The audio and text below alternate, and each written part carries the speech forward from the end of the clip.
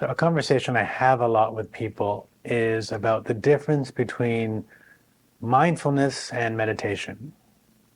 And I find this to be actually a very, very important topic because the two get conflated a lot. And the issue with conflation is that they point to two things of which neither generally will be the place. So why I find this really important is we're going to have a conversation about something. If we're going to even try to get to someplace, we might say that meditation is a getting towards. Although later we'll realize how there's actually nowhere to get towards. It's always here. But in the beginning, it's helpful to have that idea, or it can be helpful. And so if we're going to trying to get to a location, understanding what location we're talking about would be helpful. And what I mean by that is, let's say I want to go to Chicago, but I'm actually going to Dallas. Right? I can believe that I'm going to Chicago, and that's what I keep saying. This is the way to Chicago, but it actually will get me to Dallas. And I can even be in Dallas and say, no, I'm in Chicago, because the power of belief is really amazing. And if we've been taught various things, we think they're the case. But the actuality is we're in Dallas, not Chicago. And so it's really, I find very important to start to pick apart the differences between mindfulness and meditation. And I'll do my best to kind of point to that in the most simplistic way possible to help with that. Although in the end, there won't be a pointing to, there will just be an experience. But even that I'll have to point towards.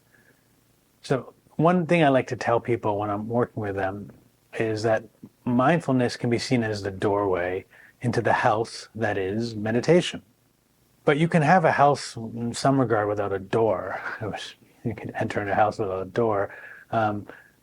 So the door brings us into the house. However, you could take the door off the house and still just have a door. Although I think from another point, we say that's just a piece of wood. It's not a door, because a door needs that implication into it, going into something, whether it's a room or wherever it's leading in between. And that'll be a separate sort of thing. That's the problem with metaphors, is they point to, but they're not the exact. So they're leading close to. So keeping with that mindfulness is the doorway in, we could say that mindfulness is the way to help us reach meditation. But that mindfulness then is not meditation. It's on the path to meditation. It's a meditative process, but it's not meditation. And what ends up happening is we see now all over the place where people talk about meditation, meditation, meditation. I'm reading a book and they mentioned micro meditations. And I thought, no, that's not it. You couldn't actually have a micro meditation, because meditation has no time. Meditation simply is. Time is a construct from humans. Meditation is pre that. Mindfulness can have time.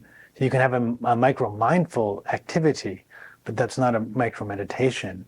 And some people say, why does it matter? And I say it really matters because, again, what are we pointing towards? What are we trying to get towards? Understanding what mindfulness is and why it separates from meditation can be helpful. One of the easiest ways I think I can say it is that, so mindfulness would be a thought-based, generally a thought-based aspect, or a logical, cognitive way. So it might be something as that we're going to focus on something, focus on breathing, focus on walking, focus on a mantra, focus or a sound, focus on a candle or a sight. We're focusing towards something. We're putting all of our mental faculties, or our conscious mental faculties, to a single point. The theory is that the point is then to go beyond the point into a non-cognitive state, a pure present state. But that'll be a little later. Just for now, we're just saying that the mindfulness is a technique that we're using to reach a place beyond the technique, place beyond. And that the meditation would be the place beyond. Where it gets difficult is that if we're going beyond a cognitive state, there would be no way to actually explain it, because the explanation requires cognition, and what we're talking about is pre or post cognition.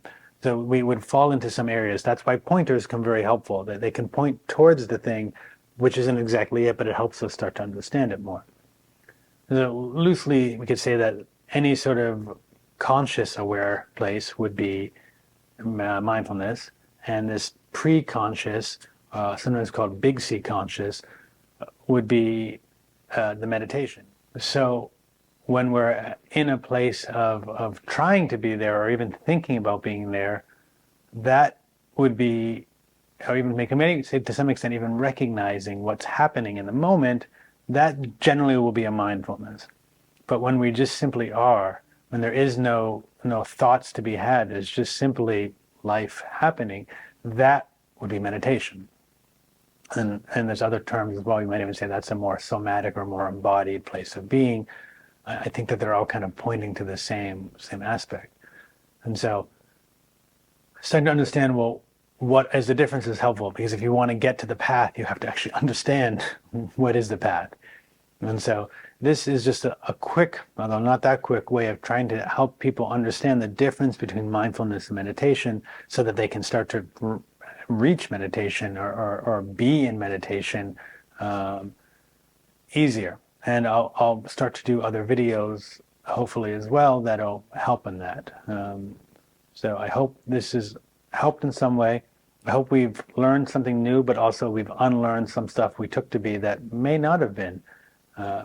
As always, just let me know how this sits with you, how it resonates, and question. Like, don't accept anything I say as the case, because I don't actually know that it is. It's just what seems as best to be the case at this point in time with what I've learned, what I've experienced.